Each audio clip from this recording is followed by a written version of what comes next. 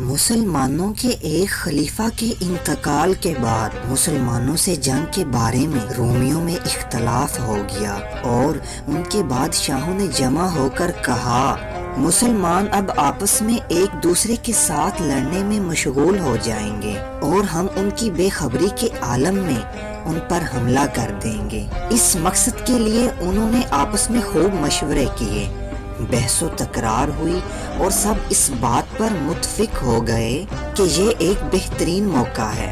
ان میں ایک شخص عقل و معرفت اور عمدہ رائے کے حوالے سے مشہور تھا، لیکن مشورے کے وقت موجود نہ تھا۔ انہوں نے کہا بہتر ہے کہ اس سے بھی مشورہ کر لیا جائے۔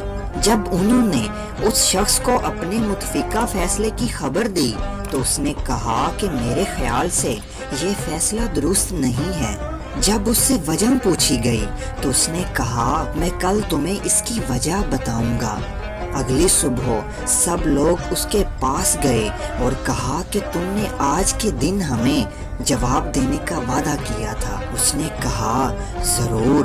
پھر وہ 2 کتوں کو لایا جنہیں لڑنے کے لیے تیار کیا گیا تھا اور انہیں آپس میں لڑنے کے لیے برانگیختہ کیا تو وہ دونوں ایک دوسرے پر جھپٹ پڑے اور لڑنے لگے، یہاں تک کہ دونوں لہو لہان ہو گئے۔ جب دونوں کتوں کی لڑائی انتہا کو پہنچ گئی تو اس شخص نے گھر کا ایک دروازہ کھولا اور ان دونوں کتوں پر حملہ کرنے کے لیے ایک بھیڑیے کو چھوڑ دیا جسے اس مقصد کے لیے پہلے سے تیار کیا گیا تھا۔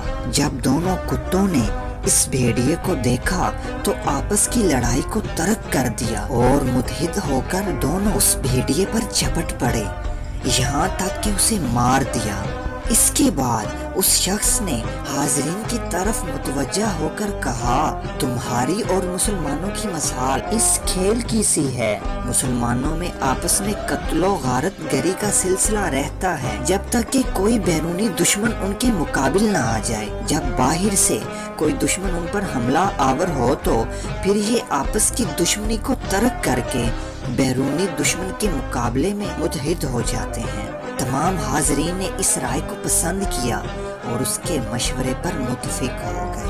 اس ویڈیو کا مقصد مسلمانوں کو کتوں کی مشابہت دینا نہیں بلکہ یہ بتانا ہے کہ جب تک مسلمانوں کا آپس میں اتفاق رہا انہوں نے کافروں کو شکست دی اور جب یہ آپس میں لڑے تو کفار نے ہمیشہ ان کو تباہ و برباد کر دیا۔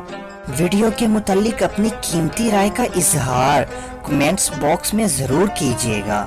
حاضر ہوتے ہیں نئی ویڈیو کے ساتھ، تب تک اپنا خیال رکھیں اور ہمیں دعاؤں میں یاد رکھیے۔ اللہ حافظ۔